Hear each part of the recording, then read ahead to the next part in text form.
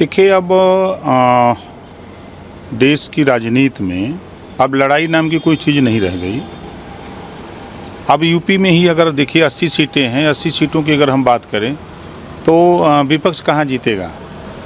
80 की 80 सीटें एनडीए के खाते में। अब एक तो हम तो समझते हैं कि चुनाव एक फॉर्मेलिटी रह गए हैं चुनाव एक फॉर्मेलिटी है। विपक्ष चाहे जितना चिल्ला ले, कुछ होने वाला नहीं है। असल में देखिए, वहाँ जो लोग इकट्ठा हुए हैं और अलग अलग इलाकों में अलग अलग सबका सिचुएशन है। अब यहाँ जो गठबंधन है वो राष्ट्रीय स्तर पे गठबंधन है।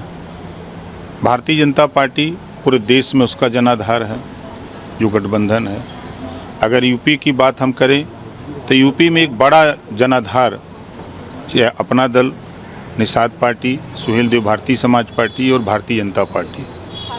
अब एक बड़ा गठबंधन अब कहाँ बचता है यहाँ।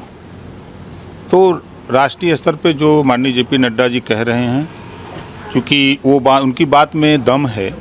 और यूपी में माननीय योगी आदित्यनाथ जी ने जो यहाँ सरकार की जो योजनाएं हैं केंद्र की और प्रदेश की, धरातल पर मेहनत करके जो उन्होंने पहुंचाया, हम तो समझते हैं कि आज़ादी के बाद पहले मुख्यमंत्री माननीय योगी आदित्यनाथ जी हैं जिन्होंने जनता के बीच में सबसे ज़्यादा जाने का काम किया है। क्या वजह रही थी कि बीच में आपको अलग होना पड़ा था और आज फिर एनडीए के दोबारा साथी बन के आज इस बड़ी बैठक में शामिल हो रहे हैं?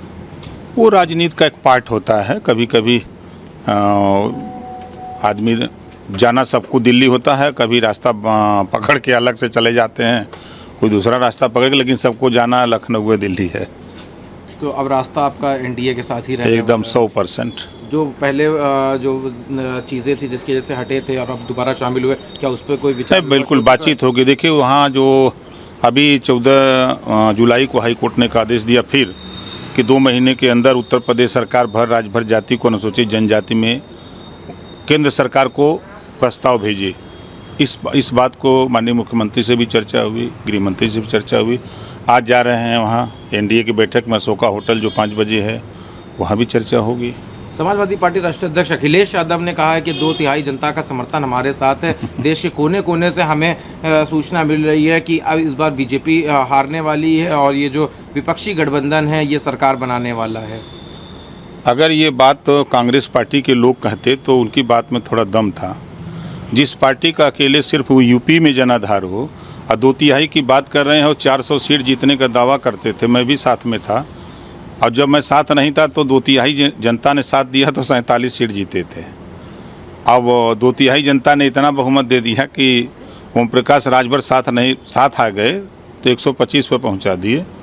अब काहे छपटिया रहे हैं 24 आ ही गया है, 10 महीना और वो वेट कर लें, समझ में आ जाएगा सबको।